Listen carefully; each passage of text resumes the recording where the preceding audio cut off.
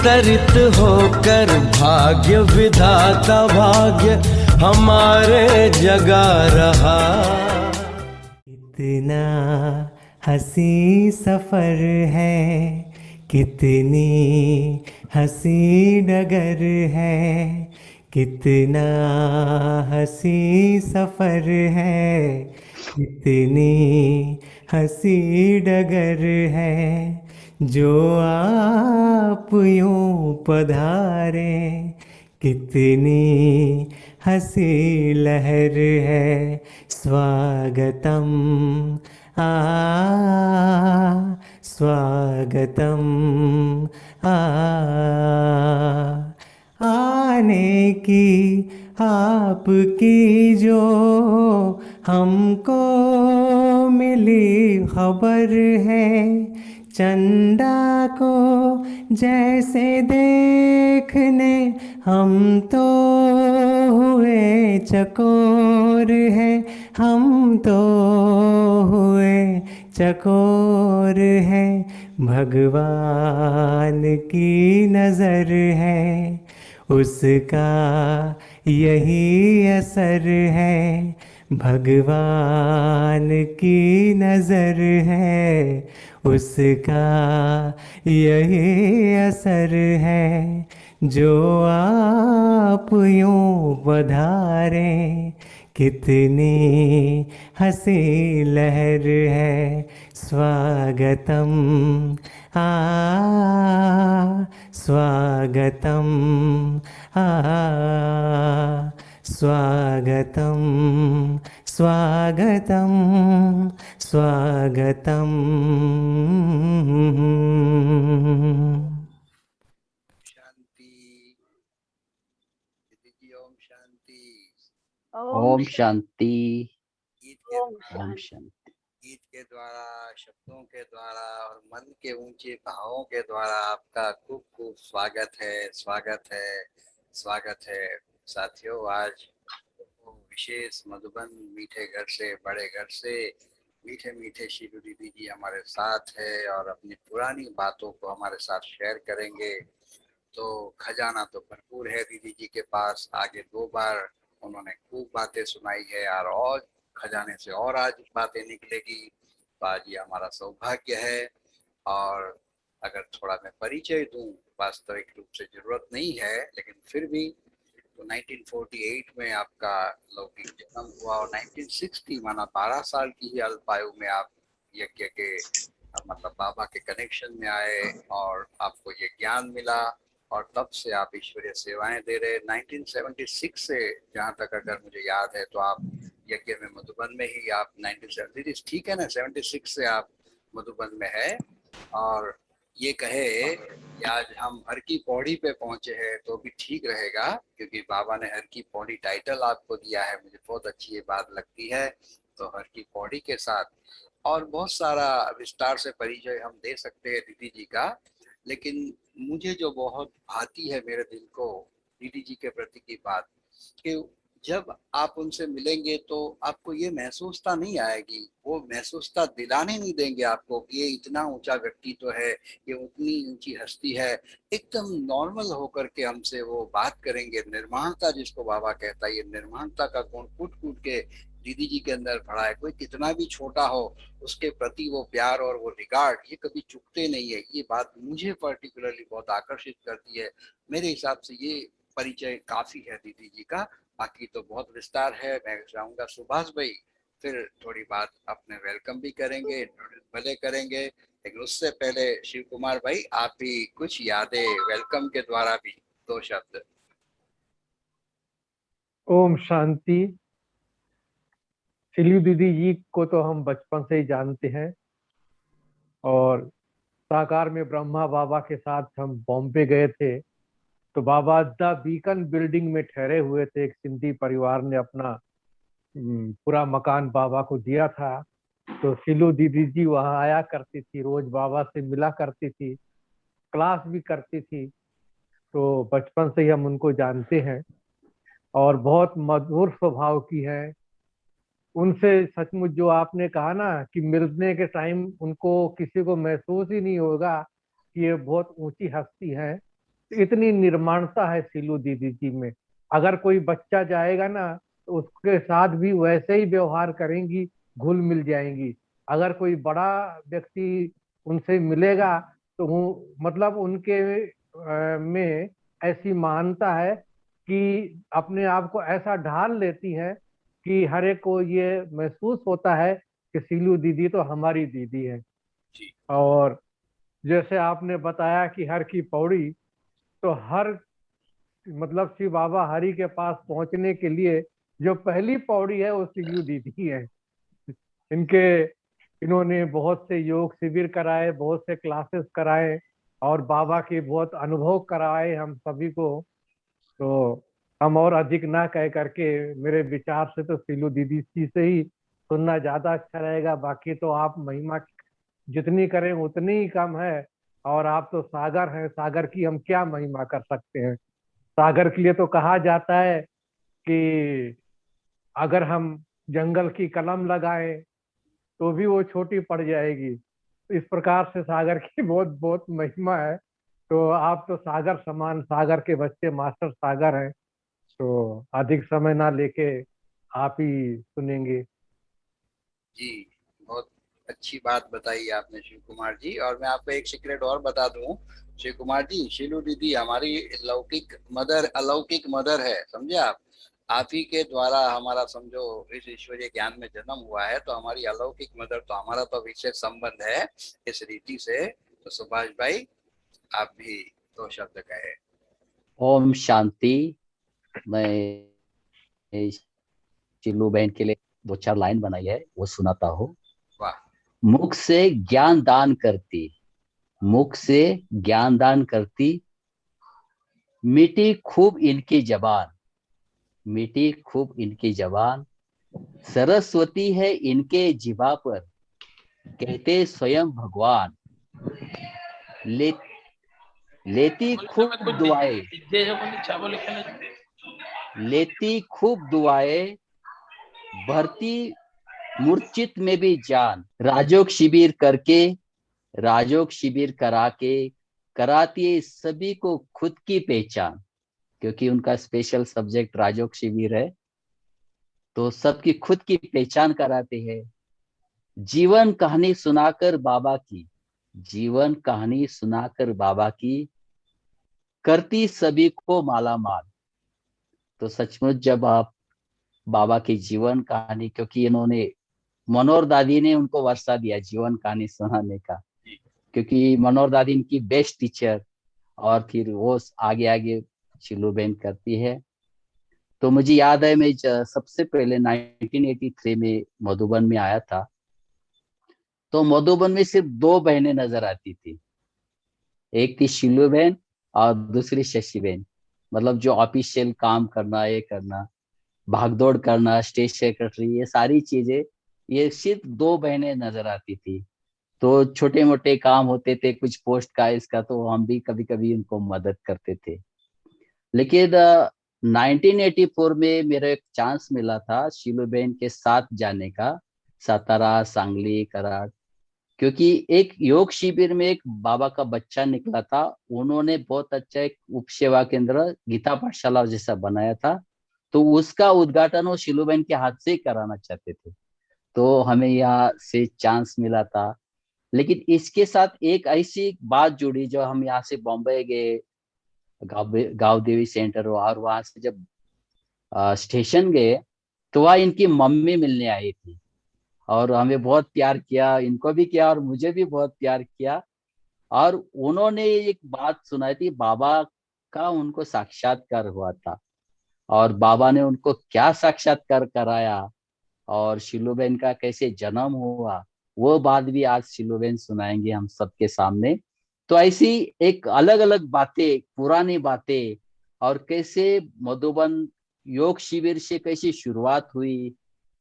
एक ऐसा भी योग शिविर था, इंग्लिश का योग शिविर था, सिर्फ एक गेस्ट आया था। तो देखो कहाँ से कहाँ आज परिस्थिति बदलती गई, और आज सब लोग को मना करना पड़ता है, इतने लोग आते हैं। तो आज तो शिलू बहन का दिन है, और उनके मुख से ही हम सभी सुनेंगे और सब भरपूर होंगे। तो शीलो बहन, आपका आपके घर में बहुत स्वागत है, स्वागत है, स्वागत है। ओम शांति। सुभाष भाई थैंक यू। देखिए आपने बहुत अच्छी बात कही, और मनोहर दादी की जो आपने बात है वर्षा दिया है, लेकिन जब दीदी जी हिस्ट्री सुनाते हैं तो महसूसता भी होती है जैसे बस मनोहर दादी ही सुना रहे। पिछली बार में मैं इस बात का जिक्र भी किया था। तो इस बगिया के भाई माली हमारी चंपा बहन जी भी हमारे साथ है, तो चंपा बहन आप भी वेलकम करें, और फिर हम सुनेंगे दीदी जी को। चंपा बहन। ओम शांति। सिल्लू दीदी, हम तो ज्यादा टाइम नहीं लेके आपका बहुत बहुत स्वागत करते हैं।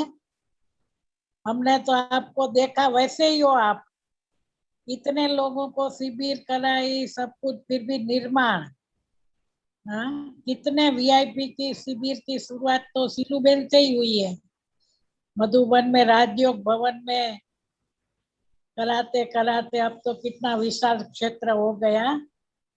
और आज मुरली भी 9 से 10 हम सुनते हैं ना, पीएम टीवी पर मुरली भी आप सुनाते हैं तो बहुत अच्छा लगता है।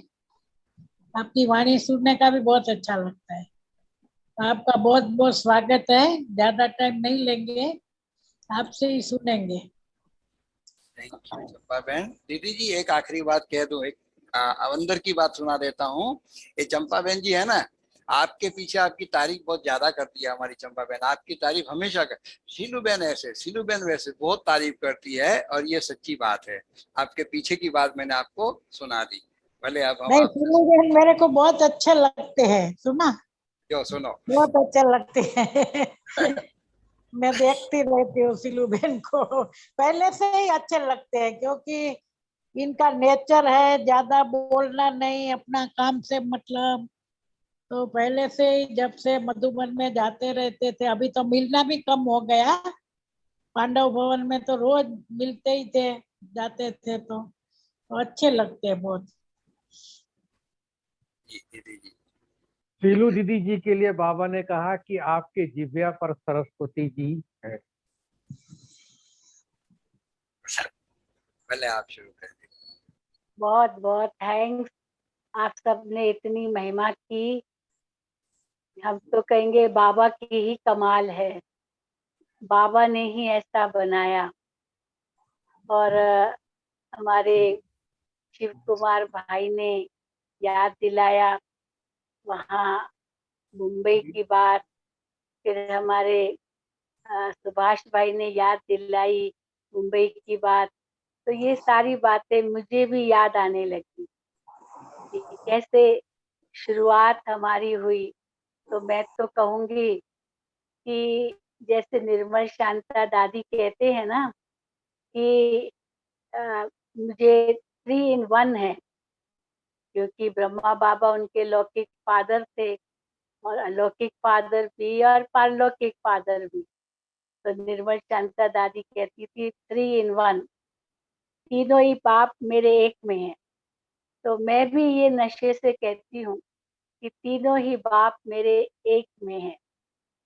ब्रह्मा बाबा में मैंने लौकिक बाप भी देखा, अलौकिक बाप भी देखा, और पारलौकिक बाप भी देखा। सचमुच, क्योंकि जैसे बताया हमारे सुभाष भाई ने कि मेरी लौकिक माता जी मुझे बताती थी कि जब मैं 3 दिन की थी ही, उस समय मेरी लौकिक माँ को ब्रह्मा बाबा का साक्षात्कार हुआ। एक एंजल के रूप में, बिल्कुल फरिश्ता, सफेद वस्त्रधारी, लाइट के आकार में बाबा को देखा। और बाबा ने ऐसे बाहें पसार कर कहा कि ये बच्ची मेरी है, मैं इनका पिता हूँ, और मेरी माँ ने उनको मुझे दे दिया उनको। और वो छवि ओझल हो गई। मैं तो वही थी, 3 दिन की थी। और पर बाबा उनके स्वप्न में आए या साक्षात्कार किया, लेकिन ऐसा उसने अनुभव किया कि एक फरिश्ते ने मांगा कि मुझे ये 2 बच्ची, मैं पिता हूँ, और उसने दे दिया। तो मैं तो कहूंगी कि मेरा लौकिक अलौकिक पारलौकिक पिता तो शिव बाबा ब्रह्मा तन में है और वही लौकिक भी है, क्योंकि मैंने अपने लौकिक पिता को तो देखा ही नहीं। तो उसी दिन जिस दिन मुझे मेरी माता जी को साक्षात्कार हुआ बाबा का, उसी दिन ही मेरे लौकिक फादर का एक्सीडेंट में डेथ हो गई। तो मैंने उनको कभी देखा नहीं और उन्होंने भी कभी देखा नहीं, क्योंकि वो दिल्ली से बाय रोड आ रहे थे। और तो मैं तो 3 दिन की केवल की बॉडी, ये 3 दिन का था। और रोड पर ही जैसे एक्सीडेंट हुआ और वहीं उनकी तत्काल मृत्यु हो गई। तो उन्होंने भी मुझे नहीं देखा और हमने तो देखा ही नहीं। तो इसलिए मुझे ज़रूर ये दुःख होता था कि मुझे लौकिक पिता नहीं है। और मैं समझती हूँ मैं 8 साल की होगी, केवल 8 साल, ये 1958 की बात है। 10 साल की होगी 58 में, 48 का जन्म है, तो 58 की बात होगी। मेरी लौकिक माताजी को बाबा का ज्ञान मिला और वो एक गीता पाठशाला में जाती थी, परंतु मैं उनके पास नहीं रहती थी, मैं अपने बुआ के पास रहती थी। उसने जैसे मुझे गोद में लिया था और मेरी माँ अपने मायके चली गई और वहीं मेरे ग्रैंड पेरेंट्स के पास रहती थी। तो वहाँ मेरी मदर को बाबा का ज्ञान मिला उसी बिल्डिंग में, गीता पाठशाला खुली है मुंबई में, कुर्ला में। और साइंस सेंटर से बहनें आती थी, जहाँ ब्रिज इंदिरा दादी रहती थी, वहां से कुर्ला आती थी और गीता पाठशाला में मुरली सुनाती थी। तो मेरी मदर भी मुझे वहां लेके गई, पहला दिन, केवल पहला इंटरेक्शन ब्रह्मा कुमारी के साथ। तो मेरी मदर भी नई नई थी गीता पाठशाला में और मुझे ले गई और मैं भी क्लास में बैठ गई, मुरली सुनने बैठ गई। तो पहला दिन बाबा की मुरली सुनी और मैं मुरली सुनती जा रही थी और मुझे ऐसे लग रहा था जैसे कि मैं सब कुछ जानती हूँ, सब कुछ समझ रही हूँ। बिल्कुल 10 साल की थी केवल और सब कुछ समझ रही हूँ। और फिर उसके बाद जो टीचर बहन थी वो उसने प्रश्न पूछे, तो मैंने भी जवाब दिया जैसे कि मुझे सारा ज्ञान मालूम है। मुझे कोई नई बात नहीं लगी।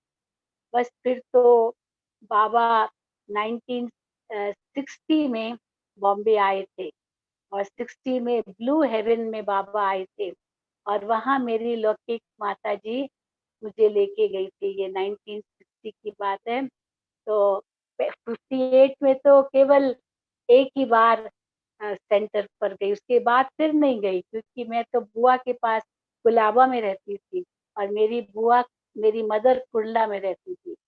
तो कुलाबा का तो हमें पता ही नहीं था कोई सेंटर भी है। लेकिन मेरी लौकिक माँ मुझे 1960 में ब्लू हेवन बिल्डिंग थी, जहाँ बाबा रहते थे। 3-3 महीना बाबा बॉम्बे में रहते थे और खास एक बड़ा फ्लैट बाबा के लिए लेते थे, जहाँ बाबा रहकर मुरली चलाते थे। सब तरफ से दादियाँ आती थी, भाई बहनें आते थे बाबा से मिलने, मुरली सुनने। तो वहाँ एक ब्रह्मा भोजन था। तो मेरी मदर को भी निमंत्रण मिला और वो मुझे ले गई। तो मुझे अच्छी तरह से याद है कैसे वो ब्रह्मा भोजन हॉल में बैठ के कर रहे थे। बाबा भी नीचे बैठे थे, करीब 50 बहनें होंगी, केवल माताओं का, बहनों का ही ब्रह्मा भोजन था। बाबा ग्रुप ग्रुप से ब्रह्मा भोजन करते थे।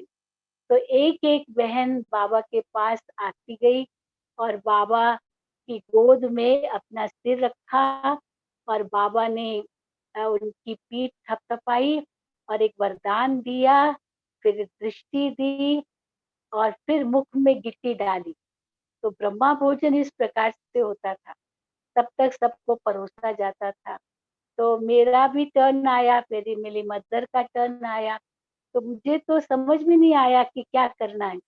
मैं देख रही थी सब जा रहे हैं बाबा के पास और बाबा से गिट्टी ले रहे हैं, बाबा के को जैसे सिर अपना बाबा की गोद में रख रहे हैं, बाबा कुछ बोल रहे हैं, केवल देखा।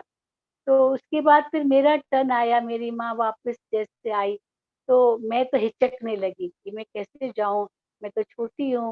उस समय तो केवल 11-12 साल की थी। लेकिन बाबा ने मुझे बुलाया, आओ बच्ची आओ। बच्ची आओ। तो जैसे बाबा ने कहा आओ, तो मैं उस वहां से उठकर ऐसे दौड़ी और दौड़ करके बाबा को पकड़ लिया, जोर से पकड़ लिया। और मैंने बाबा की गोद में सिर रखा और बाबा ने मुझे जैसे पीठ थपथपा कर कहा, बच्ची अपने पिता के पास वापस आ गई। ये बाबा ने मुझे शब्द कहे, वो शब्द भी मुझे याद है। ये ब्लू हेवन में 1960 की बात है। तो मैं तो समझूंगी कि मेरा अलौकिक जन्म तभी हुआ 1960 में, जब मैं 12 साल की थी, क्योंकि बाबा का वरदान ही मुझे मिला, बच्ची अपने पिता के पास वापस आ गई। तो लौकिक अलौकिक पारलौकिक बाप तो मेरा वही था। फिर उस समय वाटरलू मेंशन बॉम्बे में सेंटर था, जो मेरे घर के पास था।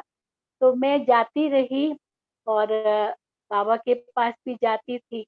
लेकिन उसके बाद 1963 की बात है, जब जो शिव कुमार भाई कह रहे हैं, बीकन नाम की बिल्डिंग थी, नरीमन पॉइंट पर वो वो फ्लैट लिया था बड़ा। और मैं वहाँ घर से वहाँ जाती थी, बाबा की मुरली सुनती थी और फिर स्कूल जाती थी। तो मुझे वो भी याद है, एक बड़ा ऐसा किस्सा हुआ कि जो अंदर में जहाँ हॉल था ब्लू है बीकन बिल्डिंग में, तो वहां पर बाबा मुरली चलाते थे।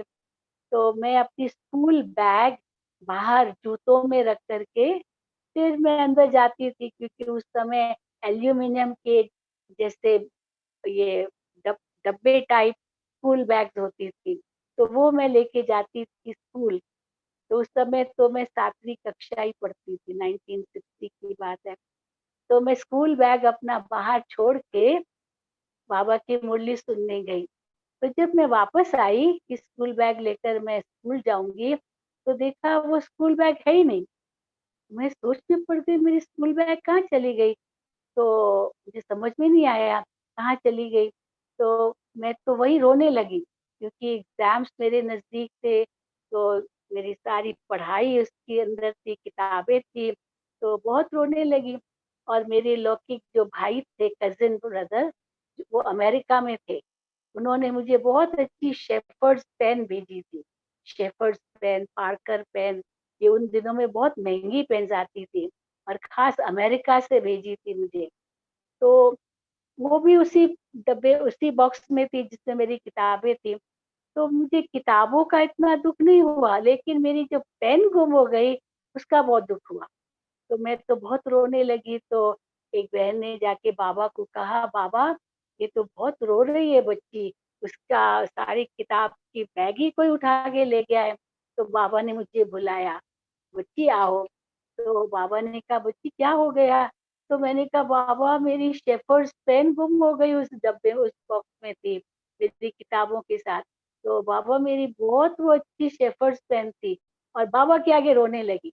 तो बाबा ने बहुत प्यार किया, इतना प्यार किया। बाबा ने कहा, बच्ची मैं तुमको 2 शेफर्ड्स पेन दूंगा, क्यों रो रही हो। बच्ची कभी भी रोना नहीं चाहिए, ये पेन क्या चीज है, आपको तो बाबा मिला, और क्या चाहिए। पेन आपको बाबा देंगे, और उसी पेन से तुम लिखना। तो हमेशा बाबा की याद में रहना, बाबा की याद में आप एग्जाम देना, देखो तुम कैसे पास हो जाओगे। और सचमुच बाबा ने मुझे इतनी सुंदर शेफर्ड पेन दी, उस भाई ने जो भेजी थी उससे भी ज्यादा सुंदर थी। और इतने नशे में वो पेन मैंने यूज की कि बाबा की दी हुई पेन है। तो एक प्रकार का कल्याण ही हुआ मुझे, क्योंकि बाबा ने मुझे पेन दी और इतना प्यार दिया। तो वो भी मैं दृश्य कभी भूल नहीं सकती हूँ। मैं क्लास में जाती थी, बाबा की मुरली सुनती थी, लिखती थी, तो वैसे ही बाबा मुझे देखते थे। और मुझे याद है, फिर मैं अगले साल मधुबन में आई, और मधुबन में बाबा को याद था कि ये बच्ची स्कूल जाती है और इंग्लिश मीडियम स्कूल में पढ़ती है। तो मेरी उस समय जो सेंटर पर टीचर थी वो उर्मिला बहन थी, जो इस समय गांधीधाम में है। वो मेरी टीचर थी, मुझे बहुत सिखाती थी, बहुत प्यार देती थी। तो उसने मुझे कहा कि तुम इंग्लिश में पोइट्री तैयार करो। और तुम बाबा के आगे पोइट्री गाओ या लेक्चर था कुछ था। तो मैंने वो तैयार किया और बाबा के सामने मैंने इंग्लिश में सुनाया। तो जैसे इंग्लिश में विद एक्शन वो पोइट्री सुनाई या स्पीच किया या क्या, तो बाबा को बहुत अच्छा लगा क्योंकि इंग्लिश में मैंने भाषण किया। तो बाबा ने कहा, बच्चे तुम इंग्लिश में बहुत होशियार हो, बाबा तुमको विदेश भेजेगा। अब मैं 12 साल की, 13-14 साल की बच्ची होगी, बाबा तुमको विदेश भेजेगा। उसके पहले मेरे लौकिक कजिन अमेरिका में तो थे ही जिन्होंने मुझे पेन भेजी थी। वो मुझे हमेशा कहते थे, तुम अभी ये स्कूल की पढ़ाई पूरी करो, मैं तुमको अमेरिका बुलाऊंगा और तुम अमेरिका में पढ़ना। तो मैं उसको अब सदा ना करती थी, मैं कहती थी मैं अमेरिका नहीं जाऊंगी, वहाँ माया है, वो मायावी दुनिया है, मुझे अमेरिका नहीं जाना है। लेकिन या तो बाबा ने मुझे वरदान दे दिया कि बाबा आपको विदेश भेजेंगे, माना कि ये भगवान का मुझे वरदान मिल गया। और फिर तो मैं वापस गई, लेकिन मैंने बाबा को उस दिन जैसे वायदा कराया, क्योंकि जाने का जब दिन था तो मधुबन से मुंबई, तो मैं जाना नहीं चाहती थी। तो बाबा के आगे मैं बहुत रोई, मैंने कहा बाबा मुझे मुंबई वापस नहीं जाना है, मुझे यहाँ ही रहना है बाबा के पास। तो बाबा ने मुझे कहा, नहीं बच्ची आपको तो जाना होगा, देखो यहाँ मुंबई में ना अच्छे अच्छे स्कूल्स है, आबू तो गांव है, यहाँ अच्छे स्कूल्स कहाँ हैं, इसलिए आप मुंबई जाओ, आप इंग्लिश में बहुत और होशियार हो जाओ, बाबा तुमको विदेश भेजिए। तो देखो शुरू से ही बाबा का ये मुझे वरदान मिला था। और फिर तो ड्रामा अनुसार बहुत कुछ आगे पार्ट था, लेकिन ये मेरा बचपन का पार्ट था। और फिर 1960 हर साल बाबा बॉम्बे आते थे, और 1967 में निर्मला दीदी के लौकिक पिता ने उनको कांदीवली मुंबई में एक मकान लेके दिया। बाबा ने ये उनको श्रीमत दी कि पिता को कहो कि जो तुमको वर्षा मिलना है या जो डाउरी मिलनी है वो आप उसकी जगह मकान ले लो, मकान बना हुआ, वहाँ कुमारियों की ट्रेनिंग रखो। तो उस समय मैं इंटर साइंस पढ़ रही थी, 67 की ये बात है। तब तक तो स्कूल कॉलेज सब हो गया। और मम्मा का भी मैंने अनुभव बहुत सुंदर किया, मम्मा मुंबई में आती थी तो मम्मा से भी मैं मिलती थी। और 65 में मम्मा ने शरीर छोड़ा, तब मैंने स्कूल पूरा किया था और कॉलेज ज्वाइन किया था।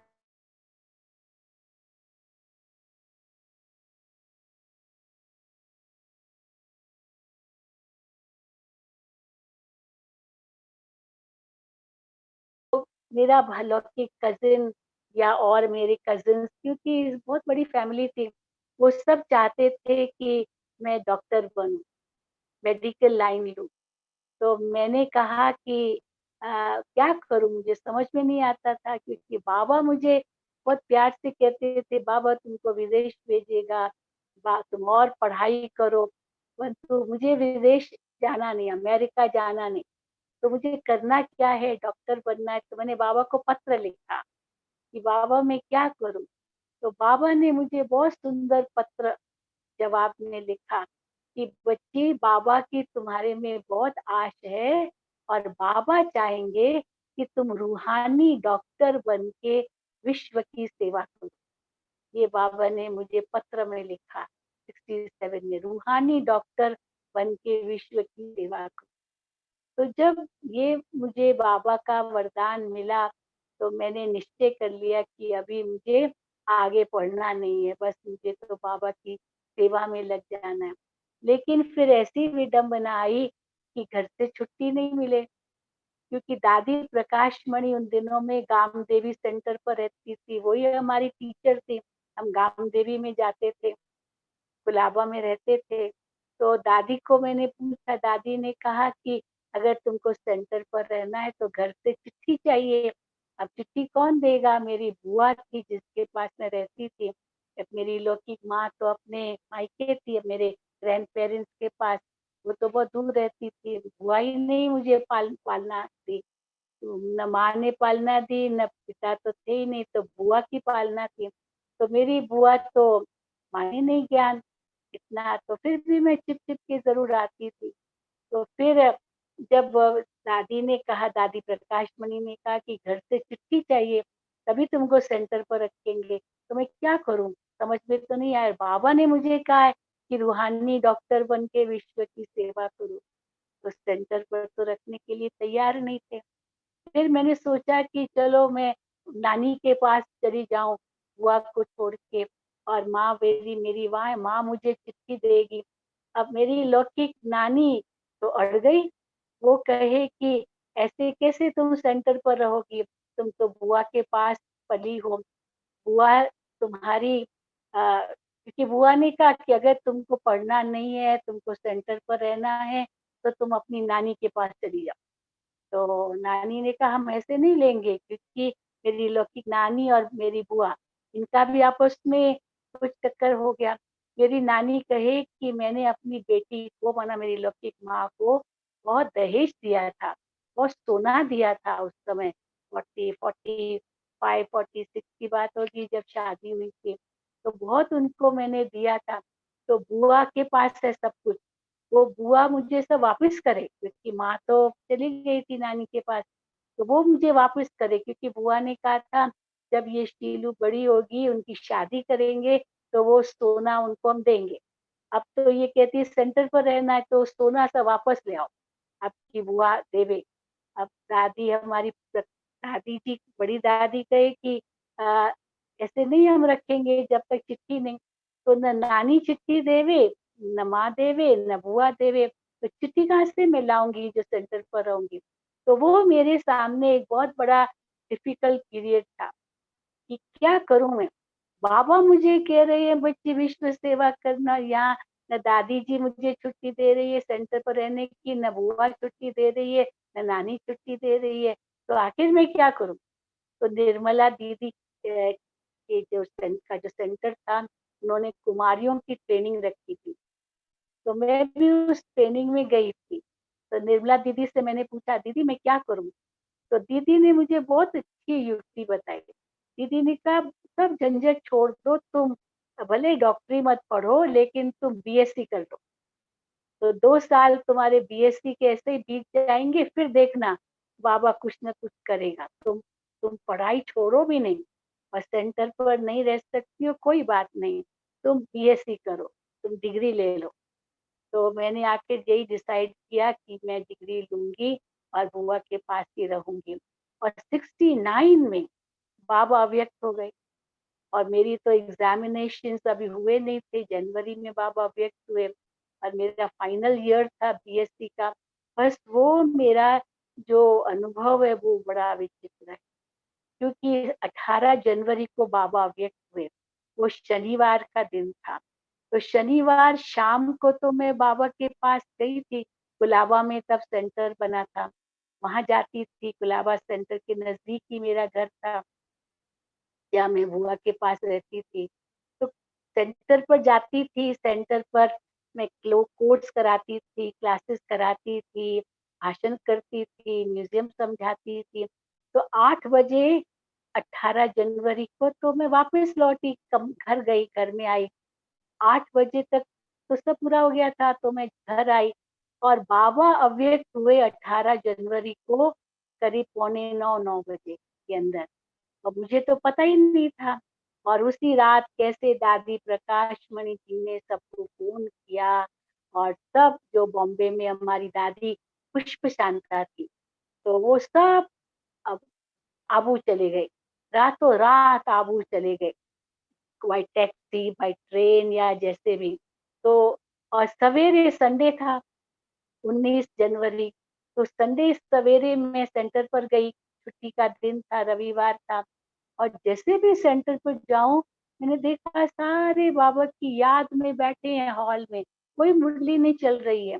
तो मैंने सोचा ये क्या हो गया, क्यों नहीं मुरली चल रही, आज संडे का दिन है, कितने भाई बहन है, दादी जी कहाँ है, दादी दादी पुष्प शांता कहाँ है।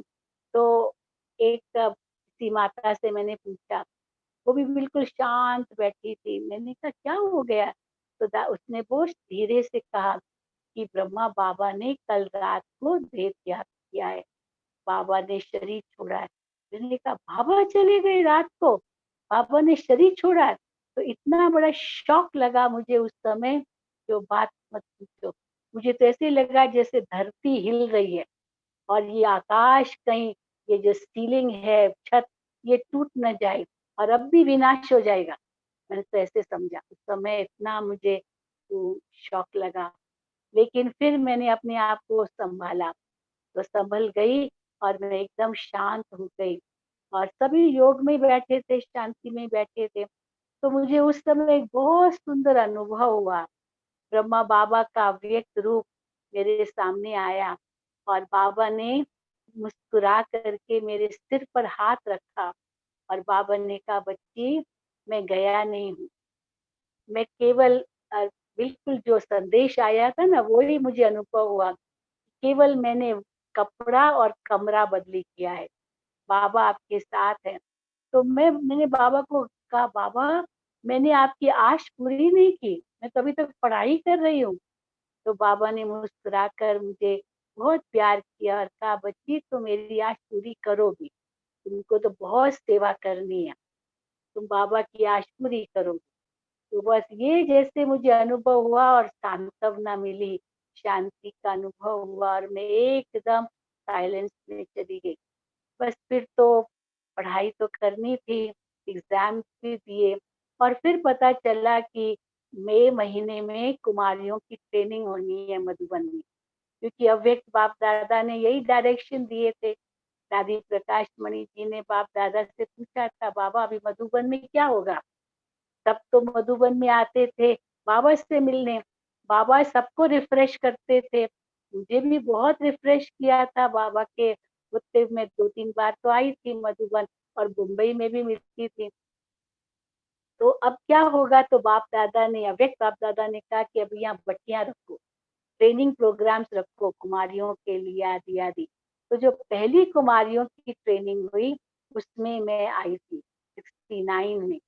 और मुझे याद है कैसे उस ट्रेनिंग से बाबा ने हम बहनों को, हम लोग 30 कुमारियां थी, तो हम बहनों को कहा कि बाबा आपसे अभी चाहेंगे प्रैक्टिकल ट्रेनिंग करें। 1 महीने की थियोरिटिकल ट्रेनिंग थी, अब प्रैक्टिकल ट्रेनिंग करनी है। तो उस ट्रेनिंग में भी बाबा ने सब दादियों को मधुबन में बुलाया। जैसे यज्ञ की शुरुआत में 14 साल की बच्ची के बाद जब भारत में आए, तो बाबा ने, साकार बाबा ने सब दादियों को अलग अलग सेवा स्थानों पर भेजा, भारत देश के चारों तरफ भेजा। परंतु जब बाबा अव्यक्त हुए तो सब दादियों को मधुबन में बुला लिया। और फिर जो ट्रेनिंग हमारी हुई, बड़ी जबरदस्त ट्रेनिंग थी, जिसमें दादी जानकी जी, दादी चंद्रमणि, दादी कुंज, कितनी सारी दादियां, दादी प्रकाश मणि, दीदी मनमोहिनी, सब तो थी, हमारी टीचर्स थी। और उसके साथ साथ नलनी दीदी भी थी और भी बहुत सारी टीचर्स थे और हम सब की ट्रेनिंग हुई। फिर जब बाबा ने कहा कि एक महीना अभी प्रैक्टिकल ट्रेनिंग करने जाना है, तो फिर हमने सोचा मैं कहाँ जाऊंगी, अभी बुआ से तो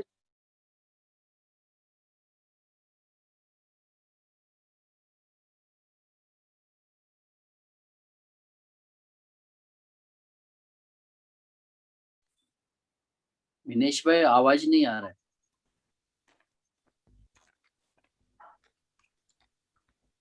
वहाँ उनके सुनाई दे रहा है?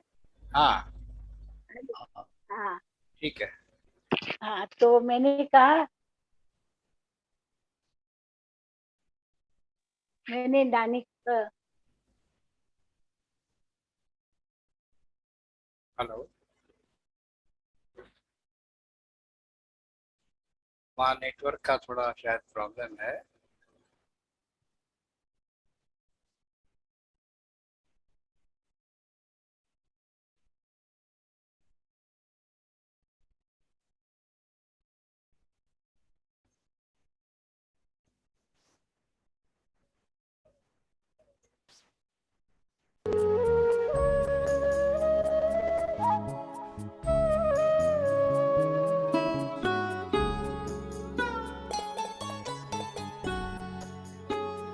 आग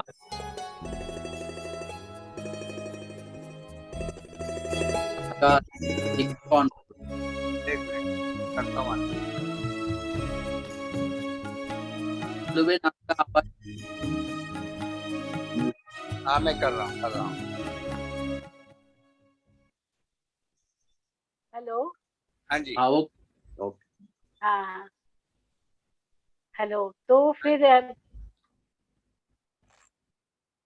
फिर हमने सोचा कि मैं राजकोट जाती हूँ। तो दादी प्रकाश मणि ने मुझे राजकोट भेजा और मैं 3 महीना राजकोट में थी। तो देखिए जहाँ भी मैं गई नया नया सेंटर था और बाबा ने दादी ने मुझे वहाँ भेजा। तो 3 महीना मैं राजकोट में रही, फिर तो मुंबई आना हुआ। तो वापस जब आई तो उसके बाद मैंने ये निर्णय किया अब तो मुझे सेंटर पर रहना है। तो बड़ी दादी जी तब बॉम्बे में आए हुए थे। तो दादी जी को मैंने कहा कि दादी जी मुझे अभी बाबा की सेवा में लगना है और मैं राजकोट भी रहकर आई लेकिन मुझे सेवा में जाना है। तो बुआ से भी मैंने छुट्टी ले ली, नानी से भी छुट्टी ले ली और दादी पुष्प शांता को मैंने कहा मुझे मुंबई में नहीं रहना है, मुझे बेहद में सेवा में जाना है ताकि यहाँ का बंधन हमारा छूटे। तो फिर दादी प्रकाश मणि ने मेरे से पूछा अब कहाँ जाना चाहती हो? तो मैंने कहा दादी जी जहाँ जहाँ भी आप भेजे, लेकिन बाबा हमें साकार में यही कहते थे कि बच्ची तुम इंग्लिश में होशियार हो, बाबा तुमको विदेश भेजेगा, तुमको ऐसी जगह भेजो जहाँ इंग्लिश में सेवा हो। तो दादी ने कहा अच्छा तुम बैंगलोर जाओ, क्योंकि बैंगलोर में इंग्लिश सेवा होगी, साउथ इंडिया में तो वैसे इंग्लिश सेवा है। तो मैं बैंगलोर आई, लेकिन 1 साल बैंगलोर में रही पर इंग्लिश सेवा इतनी नहीं थी। और ये कन्नड़ा सीख लिया मैंने, क्योंकि सब कन्नड़ा में ही बोलते थे। फिर 1 सवा साल के बाद मैं मधुबन वापस आई। फिर दादी जी ने मुझे कहा कि अभी तुम नेपाल जाओ, क्योंकि नेपाल में काठमांडू में उस समय फॉरेनर्स बहुत आते थे। तो दादी ने कहा वहाँ फॉरेनर्स आते हैं, एग्जीबिशन लगाइए, तुम वहां जाकर सेवा करो। तो फिर मैं गई और नेपाल में मैं 1 साल रही।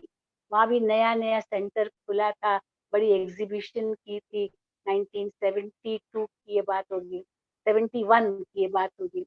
फिर नेपाल से जब मैं वापस मधुबन आई 1 साल के बाद, तब दादी जी ने मुझे कहा अभी तुम हैदराबाद जाओ, क्योंकि हैदराबाद में कुलदीप बहन के लौकिक पिताजी मनिंदर सिंह के, उनको साकार में बाबा ने हैदराबाद में सेंटर खोलने के लिए कहा था। तो वो हैदराबाद गए थे। अब दादी जी को कहा दादी जी मुझे इंग्लिश हैंड दो, क्योंकि हैदराबाद तेलुगु तो है ही है लेकिन इंग्लिश एरिया है, वहां पर सब पढ़े लिखे लोग हैं, जहाँ बाबा का सेंटर है, तो इंग्लिश हैंड चाहिए। तो दादी ने मुझे काठमांडू की जगह हैदराबाद भेजा। फिर हैदराबाद में मैं 1 साल रही। तो इंग्लिश की सर्विस तो थी लेकिन इतनी नहीं, तेलुगु ज्यादा। तो मैं तेलुगु भी सीख लिया। नेपाल गई तो नेपाली भाषा भी सीख ली, समझ लेती हूँ। फिर मैं हैदराबाद से जब वापस मधुबन आई, ये मैं समझती हूँ 73 होगा। तो वापस जब आई मधुबन, दादी जी ने मुझे कहा अभी तुमको विदेश भेजना है, बाबा तुमको विदेश भेजेगा, तुम बॉम्बे जाओ और अपना पासपोर्ट बनवाओ। तो देखो दादी जी को ही बुद्धि में यही था, इनको विदेश भेजना है, इनको विदेश भेजना है। तो फिर तो मैं बॉम्बे आई और मुंबई आकर के थोड़ा समय मुंबई में रही, कुलाबा सेंटर पर पासपोर्ट बनवाया, क्योंकि हांगकांग में सेंटर खोलना था। हमारी बहुत पुरानी बहन थी सावित्री दादी और उनके युगल थे। तो वो लखनऊ में उन्होंने ज्ञान लिया था। उनके बच्चे सब विदेश में, एक लंदन में, एक हांगकांग में, एक अमेरिका में, आदि आदि। तो उनका बेटा जो हांगकांग में था, उसने कहा कि तुम यहाँ आओ माँ को कहा, और यहाँ मैं तुमको सेंटर खोल के दूंगा। दादा राम उनके युगल का नाम था। तो बाबा ने भी उनको साकार में कहा था कि आपके बच्चे अमेरिका में और हांगकांग में रहते हैं और लंदन में रहते हैं, तो आप लोग आपके वहां जाओ और बच्चे आपसे सेवा करवाएंगे। तो हांगकांग में सेंटर खोलना था, लेकिन दादी जी को उसने कहा कि सावित्री दादी ने कि दादी मैं तब जाऊंगी जब हमको कोई हैंड दो, तो मैं वहां सेवा शुरू करूं, कैसे सेवा करूं। तो मुझे सिंधी, हिंदी और इंग्लिश, ये 3 भाषाएं जानने वाली कोई एक बहन दो। तो दादी को तो मेरी याद आ गई कि ये हिंदी, सिंधी और इंग्लिश तीनों भाषाएं जानती है। मैं तो बॉम्बे में आई थी पासपोर्ट बनाने के लिए, और दादी ने कहा था आपको भेजेंगे कहीं विदेश, क्योंकि सेंटर्स तो खुल रहे थे विदेशों में।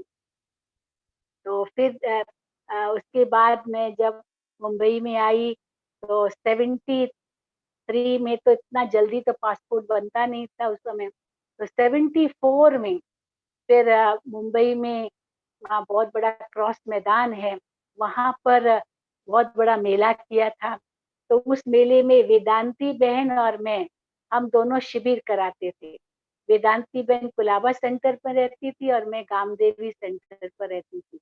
तो कैसे हम दोनों ने शिविर कराई, और वहाँ एक भाई आए जिन्होंने अफ्रीका की सेवा का बीज डाला।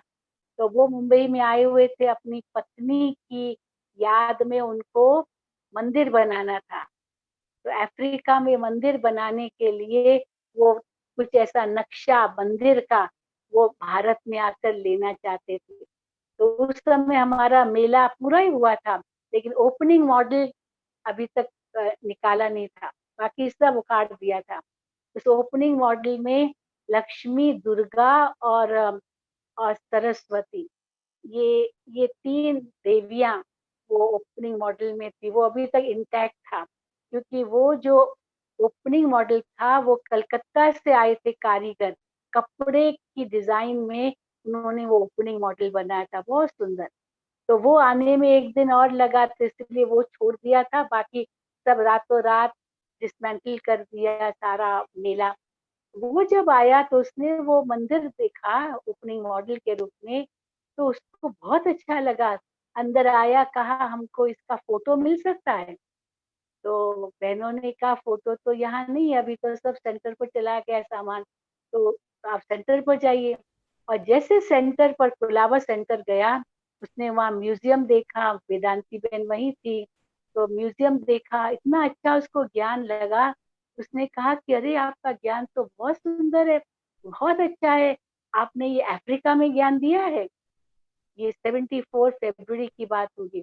तो दादी जी उस समय बॉम्बे में ही थे, क्योंकि लास्ट उसके एक दिन पहले ही क्लोजिंग सेरेमनी हुई थी, चीफ मिनिस्टर आए हुए थे, उसके पहले गवर्नर आए हुए थे, तो दादी जी और दीदी जी दोनों ही मुंबई में थे। तो दादी जी से वो मिला तो कहा ये ज्ञान आपने अफ्रीका में दिया है? तो कहा कि हम तो सेवा केंद्र तब खोलते हैं जब कोई निमंत्रण देता है, हम तो बहनों को भेजते हैं, बाकी वहाँ के ही लोग निमंत्रण देते हैं। तो उसने कह दिया सीधा कि मैं निमंत्रण देता हूँ, मैं अफ्रीका में रहता हूँ, जाम्बिया में रहता हूँ, लुसाका में, और हमको 2 बहनें दीजिए, एक गुजराती स्पीकिंग, एक इंग्लिश स्पीकिंग, दीदी क्योंकि वहाँ जो इंडियंस थे। दीदी वो रामा काका हेलो। होगा ना? उनका नाम रामा काका। हाँ, राम भाई, हाँ, रामू रामू काका, रामू हम काका। उसको रामू काका कहते। जी जी। हाँ, यहीं के थे, खेड़ा जिला के थे, हाँ नौगांव खेड़ा जिला के थे जी। रामू काका। उनकी बहुत बड़ी बिजनेस थी वहाँ लुसाका में, और भी उनके बहुत फैमिली मेंबर्स थे सारे अफ्रीका के अंदर। तो उसने निमंत्रण दिया, तो एक इंग्लिश स्पीकिंग, एक हिंदी, एक गुजराती स्पीकिंग चाहिए। तो वेदांती बहन तो वैसे ही कुलाबा में रहती थी और मैं गाम देवी में रहती थी, और हम दोनों ने शिविर कराई थी। तो दादी ने हम दोनों का नाम स्पॉन्सर किया उनको कि ये दो बहनें आ सकती है। तब तक मेरा मेरा पासपोर्ट भी बन चुका था, वेदांती बहन का भी पासपोर्ट तो दादी जी ने बनवा लिया था। तो कैसे हम दोनों बहनें अफ्रीका गई, अक्टूबर 74 में, अक्टूबर, मुझे वो भी डेट याद है, महात्मा गांधी का जन्मदिन था, 2 अक्टूबर। और तब तक वीजा वगैरह सब कुछ ले लिया था, और हम लोग गए, और वहां तो वंडरफुल अनुभव हुआ। राम भाई ने हमारी इतनी सेवा की, इतनी सेवा की, इतना सुंदर मकान दिया सेंटर के लिए, और 2 गाड़ियां, 2 ड्राइवर, सिक्योरिटी गार्ड, न जाने क्या क्या, जैसे राजकुमारियों की तरह हमको पाला। अगर हम उनको कहते हुए हमको सब्जी चाहिए ये फलानी चीज चाहिए। अभी 1 किलो ही सब्जी बहुत होती थी, वो 10 किलो लाके बेच देता था। कुछ भी मांगे तो उसका 10 गुना भेज देता था। तो कई बार होता था भाई नहीं नहीं अभी और मत मांगो, नहीं तो पता नहीं कितना ले आएगा। तो मुझे बहुत कहा उसने कि तुम ड्राइविंग करना सीखो। ड्राइविंग नहीं, वेदांती बहन ने कहा मुझे कि तुम ड्राइविंग सीखो। मैंने कहा मुझे ड्राइविंग नहीं सीखनी है। राम भाई कहे क्यों बहन ने ड्राइविंग सीखेगी, तो ड्राइवर है। मानो इतना जैसे राजकुमारी की तरह हमें रखा। बहुत ही सेवा सुंदर हुई वहाँ। और बाबा से जब हम छुट्टी ले रहे थे अव्यक्त बाबा से, बाबा ने भी बहुत सुंदर वरदान दिए अब दोनों को। वो भी मुझे अब अच्छी तरह से याद है। तो बाबा से छुट्टी ले रहे थे, पहली बार विदेश जा रहे हैं, कुछ पता नहीं विदेश में क्या होता है। तो मैंने अनायास बाबा से पूछ लिया, बाबा आप हमको विदेश भेज रहे हैं, वहाँ क्या सेवा करेंगे? तो बाबा ने बहुत सुंदर उत्तर दिया। बाबा ने कहा बच्ची धरनी तैयार है, आपको सिर्फ बीज डालना है। बस ये बाबा ने हमको कहा बीज डालना है। तो मैंने कहा कि बाबा आप इतना दूर भेज रहे हैं, अगर कुछ हो जाए, क्योंकि 76 में विनाश होगा ये बहुत डर था। 76 में विनाश, तो अभी 74 था वो। तो 2 साल में विनाश हो जाएगा और हम अफ्रीका में रह जाएंगे, फिर क्या होगा? तो बाबा से मैंने पूछा बाबा विनाश हो गया तो बाबा ने बहुत मुस्कुराया और मुझे कहा, बहुत सुंदर बाबा ने कहा कि बच्ची तुमको कौन भेज रहा है?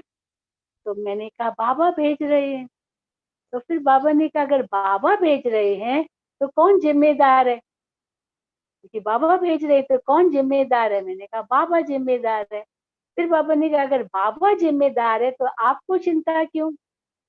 यानी इतना सहज बाबा ने कर दिया। आपको चिंता क्यों? बाबा बैठा है, वो भेज रहा है, वो जिम्मेदार है। मैं एकदम शांत हो गई। फिर मैंने बाबा से पूछा, क्योंकि हम लोग बात करते थे बाप दादा से, बाबा जवाब देते थे, इंडिविजुअल बातचीत होती थी। वो जमाना भी कुछ और था। फिर बाबा को मैंने कहा बाबा वहाँ क्या सेवा करनी है, क्या सेवा करनी है? तो बाबा ने कहा मुझे कि वहाँ बच्ची आपके पास बहुत प्रकार के लोग आएंगे, क्योंकि अफ्रीका में सेवा माना, वो उस समय 74 में अफ्रीका लाइक गोल्डन एज था। बहुत धनवान इंडियंस तो इतने धनवान थे जो बात मत पूछो। और वो भी गुजराती फैमिली बहुत थे अफ्रीका में। तो बाबा ने कहा कि आपके पास बहुत धनवान लोग आएंगे, लेकिन कभी भी ये नहीं सोचना कि ये बहुत धनवान है। उस समय ये सोचना कि इनके पास वो संपत्ति होगी, बहुत धन है, लेकिन शांति रूपी धन नहीं है इनके पास। आपको वो देना है जो इनके पास नहीं है, शांति का धन देना है। क्योंकि उस समय अफ्रीका में इंडिया से बहुत गुरु लोग, साधु महात्मा लोग जाते थे और खूब पैसा लूट के आते थे, भारत में वापस धन ले आते थे अफ्रीका से। तो बाबा ने हमको कहा कभी भी उन्हों को ये महसूस ना हो कि आप लोग कुछ लेने आए हो, क्योंकि भारत के गुरुओं के प्रति उन्हों की जैसे श्रद्धा कम हो गई थी। तो आपको ये दिखाना है कि आप लेने नहीं आए हो, आप देने आए हो, ये बाबा ने कहा। तो जहाँ भी हम जाते थे सचमुच हम कहते थे हम देने आए हैं, परमात्मा का संदेश देने आए हैं। तो फिर बहुत प्यार से मिलते थे। लेकिन कहने का भाव है उसने बाबा ने हमें 2-3 बातें कही कि आप वहाँ आपको देना है, वो शांति के भिखारी है, आपको उनको शांति देनी है। फिर बाबा ने कहा आपके पास बहुत पढ़े लिखे भी लोग आएंगे। उस समय ये नहीं सोचना कि ये तो बहुत पढ़े लिखे लोग हैं, हम तो इतने पढ़े नहीं है उनकी भेंट में। लेकिन उस समय ये सोचना कि ये भले पढ़े लिखे, दुनिया का ज्ञान है इनके पास, लेकिन इनको खुद का ज्ञान नहीं है, आत्मा का ज्ञान नहीं है, खुद का ज्ञान नहीं है। तो आपको उनको वो देना है जो ज्ञान उनके पास नहीं है। तो फिर जैसे बाबा ने बस इतना सुंदर कहा, बस आप जाएं और बाबा और धरनी तैयार है, आपको खाली बीज डालना है। तो बस हम जैसे गए, सचमुच इतनी सेवा थी अफ्रीका में, जो बात मत पूछो। और राम भाई नंबर 1 स्टूडेंट बन के आते थे, बिल्कुल ऑन टाइम, एकदम आके बैठ जाते थे। और क्लास में भले और आए ना आए वो खुद बैठ जाते थे। और मुरली सुनते थे। तो इतनी लगन थी उस आत्मा को, सचमुच कैसे वो लास्ट तो फास्ट गए। फिर हम लोग दोनों को इतना घुमाया, करीब 8-10 देशों में ले गया। अफ्रीका में कई देश है, तो उन देशों में गए और जहाँ जहाँ ले गया वहाँ छोटी छोटी क्लासेस जैसे शुरू करा दी। नैरोबी में लाया, फिर दार एस सलाम तांजानिया ले गया, मलावी ले गया और युगांडा ले गया, कई देशों में गया। फिर वहां से वापस आए तो उसके बाद हमको मॉरिशस ले गया। मॉरिशस में भी उनके रिलेटिव्स थे और मॉरिशस में जो सेवा हुई वो तो जबरदस्त हुई। वहाँ तो बहुत बड़े बड़े मंदिर हैं, शिवालय है, लोग हिंदी बोलते हैं। तो अफ्रीका में भी गुजराती बोलते थे। अफ्रीका में जो हम सर्विस करते थे बहुत ही सुंदर, वो जो पेरेंट्स आते थे, पेरेंट्स को वेदांती बहन गुजराती में समझाती थी और उनके जो बच्चे थे वो गुजराती कम इंग्लिश चाहते थे, तो इंग्लिश में फिर मैं उनको समझाती थी बच्चों को। तो ये प्रतिभा बहन, प्रतिमा बहन, ये कई जो और बहनें जो अभी बड़ी बड़ी टीचर्स है वहाँ, ये सब छोटे छोटे बच्चे थे उस समय 74 में, 75 में। और उनके मना पारे परिवारों की हम लोगों ने दोनों ने मिलकर सेवा की। फिर जब वो मॉरिशस आए तो वहाँ तो बहुत सेवा, बहुत मंदिर है वहाँ। तो कई शिवालयों में हम लोगों ने एग्जीबिशन की, इतने स्टूडेंट्स तैयार हो गए। फिर हम लोगों ने कहा हम कभी वापस जाएंगे। उन्होंने कहा आप वापस कैसे जाएंगे हमको छोड़कर। तो तब दादी जी को हमने लिखा, तो दादी जी हम क्या करें, यहाँ तो बहुत सेवा है और हमको जाने नहीं दे रहे हैं वापस अफ्रीका। तो दादी ने कहा कि आप भले सेंटर वहाँ खोल लो और दोनों में से एक बहन वहाँ रह जाओ और एक वापस जाए अफ्रीका। तो वेदांती बहन तो गुजराती थी, तो वहाँ गुजरातियों की जरूरत थी। तो मुझे फिर दादी ने कहा तुम मॉरिशस में रह जाओ। तो मैं फिर मॉरिशस में रही और फिर भारत से 2 बहनों को भेजा। एक विमला बहन थी दिल्ली चांदनी चौक की, वो एक दूसरी कमलेश बहन गाजियाबाद की। उन दोनों को दादी ने भेजा मॉरिशस। हम तीनों बहनें रह रही थी मॉरिशस में। बहुत सेवा, चारों ओर सेवा ही सेवा थी। और फिर तो 75 दिसंबर में मैं पार्टी लेकर के मधुबन आई मॉरिशस से, और उस समय 30 लोगों की पार्टी लेकर आई। और मॉरिशस में लोग क्या समझते, जो इंडियन बैकग्राउंड के हैं, वो ये समझते हैं कि भारत हमारा फादरलैंड है। भले मॉरिशस मदरलैंड है, लेकिन भारत फादरलैंड है। और उनकी ये हमेशा इच्छा रहती है कि भारत में जब हम जाएं तो यहाँ के जो तीर्थ स्थान है वो हम जरूर दर्शन करें। तो मैं जब मॉरिशस से 30 लोगों की पार्टी लेकर आई, तो उसके बाद हमने कैसे भारत के कई तीर्थों पर यात्रा की। बहुत भाई बहने इतना प्यार से हमारे साथ थे, जो सब सेवा केंद्रों पर गए, हरिद्वार, ऋषिकेश, बनारस, न जाने कहाँ कहाँ गए तीर्थों पर। और फिर जब मधुबन आए तो सबने इतना स्वागत किया हमारा कि वाह, विदेश से 30 लोगों की पार्टी किलुबन लेकर के आई। ये बहुत बड़ी बात थी, विदेश से 30 लोगों की पार्टी। उस समय भी शुरुआत ही थी विदेश की सेवा। तो फिर तो वापस गए और फिर 76 में कैसे हम मधुबन में आए, क्योंकि यहाँ टीचर्स के लिए बट्टी रखी थी। तो दादी जी ने मुझे पूछा कि अभी तो यहाँ बहुत सेवा हो रही है भारत में भी और मधुबन में भी, क्योंकि राजयोग भवन बना था उस समय।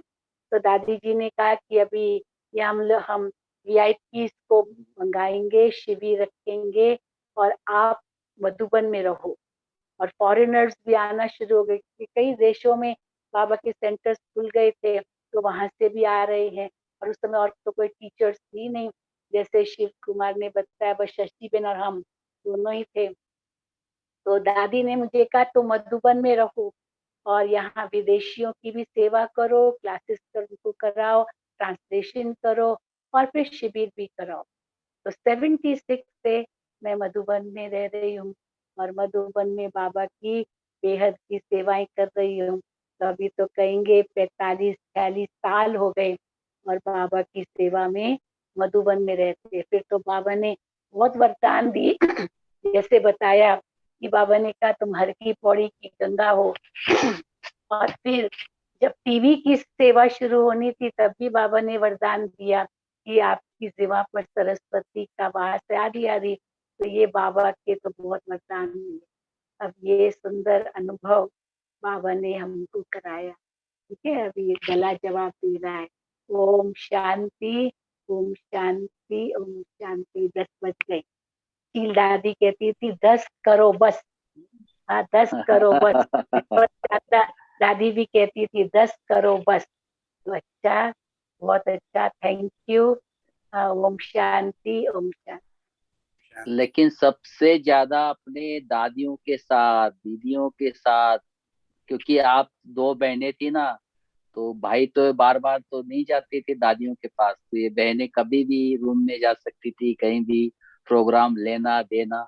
तो बहुत ही अच्छी सेवा होती थी। तो सबसे ज्यादा इन्होंने दादियों की पालना ली है। हाँ, वो तो फिर अलग ही अनुभव है वो अलग टॉपिक है। जी, थैंक यू, वो थैंक यू। टॉपिक फिर कभी छेड़ेंगे, ठीक है ना?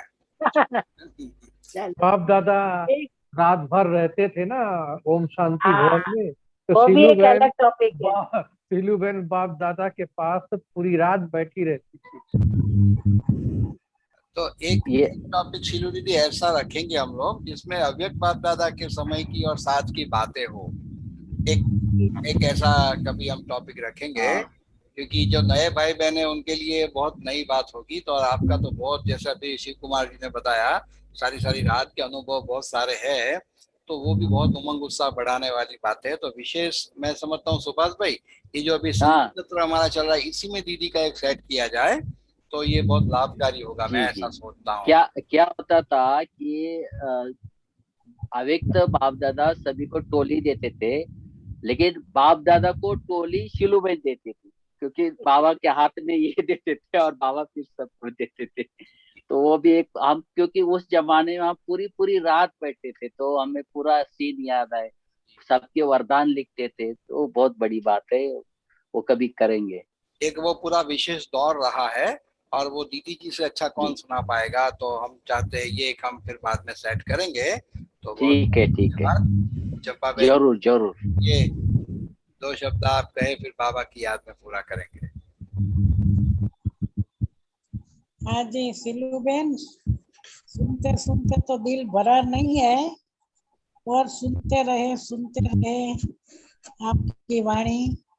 बहुत बहुत धन्यवाद आपको। चलो, ठीक ना।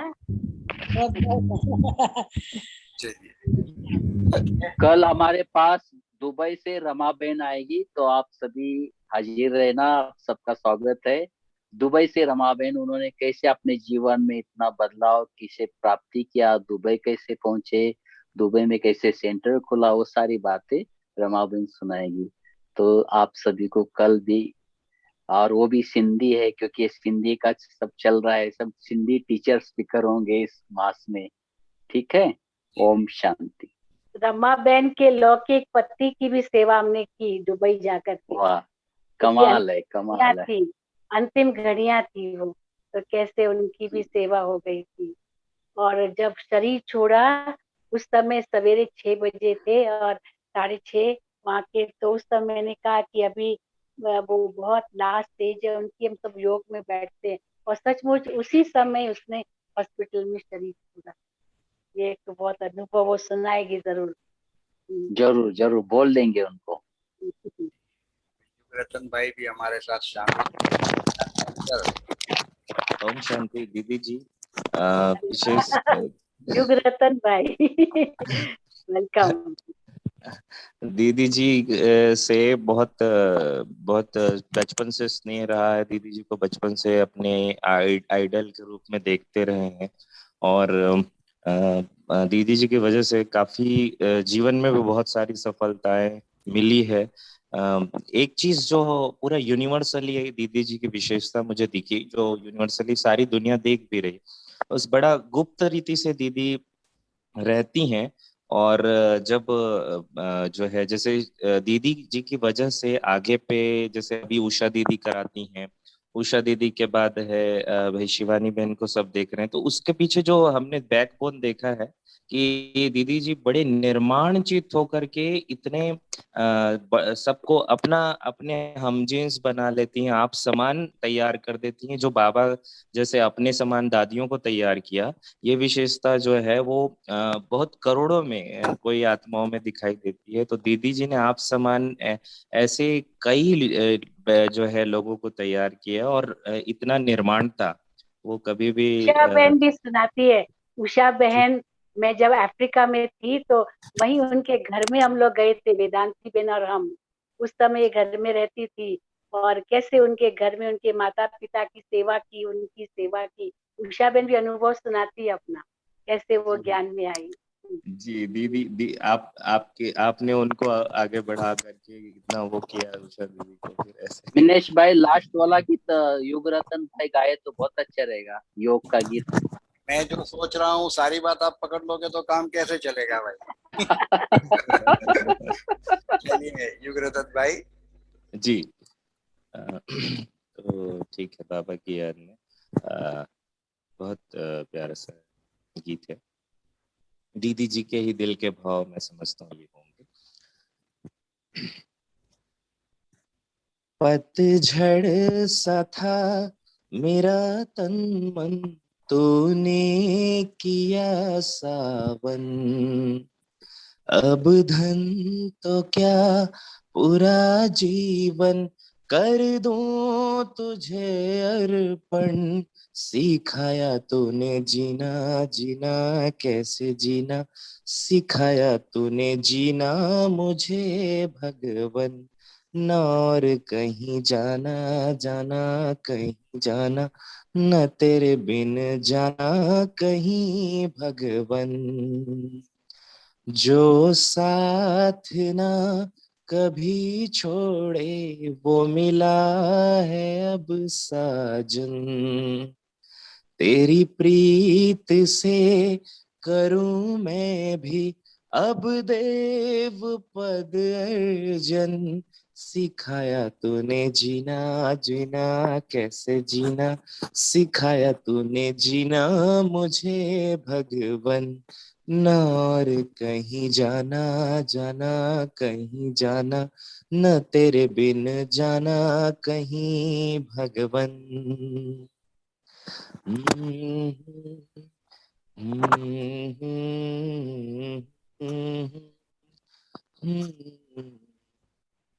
अब मैंने अनुभव पाया, तेरी ही बात खरी है। समय ने समझाया, दुनिया ये स्वार्थ भरी है। विश्व कल्याण करने हुआ मेरा सृजन। ओ तेरे ज्ञान से मेरा हर क्षण वन से बने मधुबन। अब धन तो क्या पूरा जीवन कर दूं तुझे अर्पण। सिखाया तूने जीना, जीना कैसे जीना, सिखाया तूने जीना मुझे भगवन। न और कहीं जाना, जाना कहीं जाना, न तेरे बिन जाना कहीं भगवन।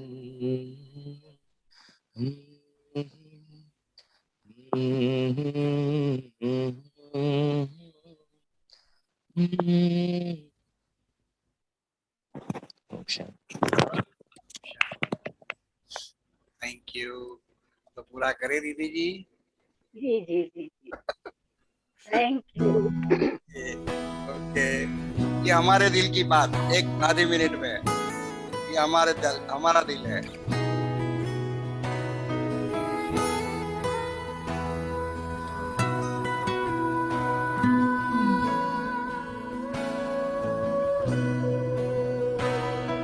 अभी ना जाओ छोड़ कर कि दिल अभी भरा नहीं। तो कभी भरेगा ही नहीं। दिल तो कभी भरेगा ही नहीं। चलो ओके, गुड नाइट, गुड शांति। नाइट।